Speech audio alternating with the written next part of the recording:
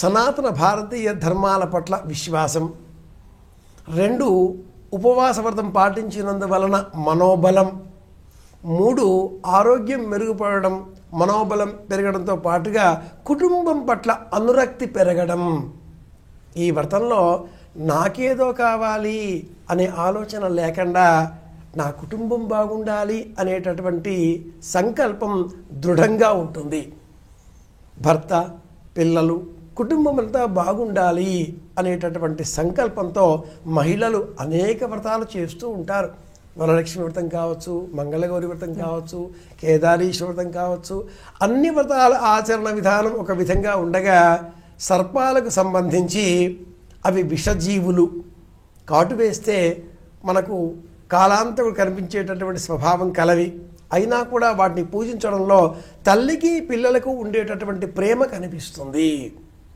వినత కుమారుడు గరుత్మంతుడు, కద్రువ సంతానం గరుడులు లేక ఈ సర్పాలన్నీ కూడా గరుత్మంతుడికి వ్యతిరేకంగా ఉండే జీవులు.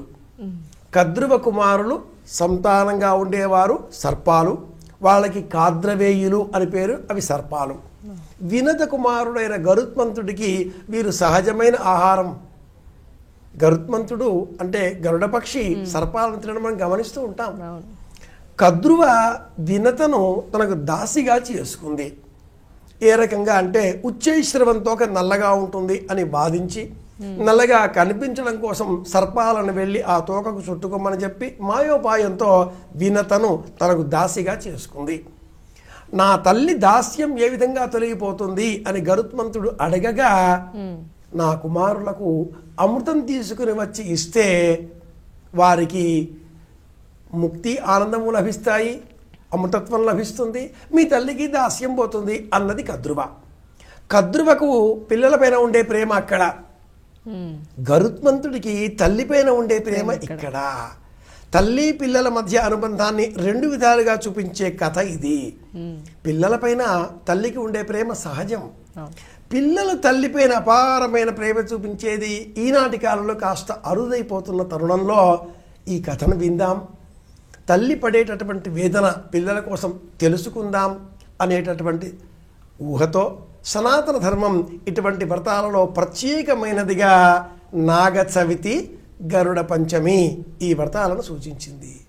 గరుత్మంతుడిని మాతృ ప్రేమను చూచిన ఆ శ్రీమన్నారాయణమూర్తి ఆశీర్వదించాడు, తనకు వాహనంగా స్వీకరించాడు.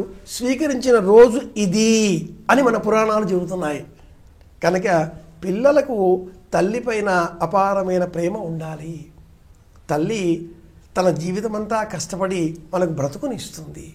అలాంటి ఆ తల్లి క్షేమం కోరి మనం కూడా కాస్త మన బాధ్యతను పూర్తి చేయాలి అనే ఉద్దేశంతో గరుడ పంచమి, పిల్లల క్షేమం కోరి తల్లి చేసేటటువంటి వ్రతం నాగ చవితి వ్రతం.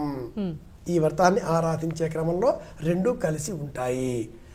బియ్యం పిండి బెల్లంతో చేసిన చలిమిడి కానీ, నువ్వులు బియ్యంతో కలిపి చేసిన చలిమిడి కానీ ఈ రోజున పిల్లలకు ఆహారంగా అందించడం తగ్గిపోతున్నటువంటి వేడి విలువలను శరీరంలో పెంచడం ఒక సైంటిఫిక్ కోణం, శాస్త్రీయ వైజ్ఞానిక కోణం కాగా, రెండవది ఆహార పదార్థాలలో మార్పును చూపిస్తూ పిల్లలు తల్లి మధ్య ఉండేటటువంటి అనుబంధాన్ని దృఢతరం చేయడం అనేది ఈ వ్రతాల యొక్క పరమ ప్రయోజనం.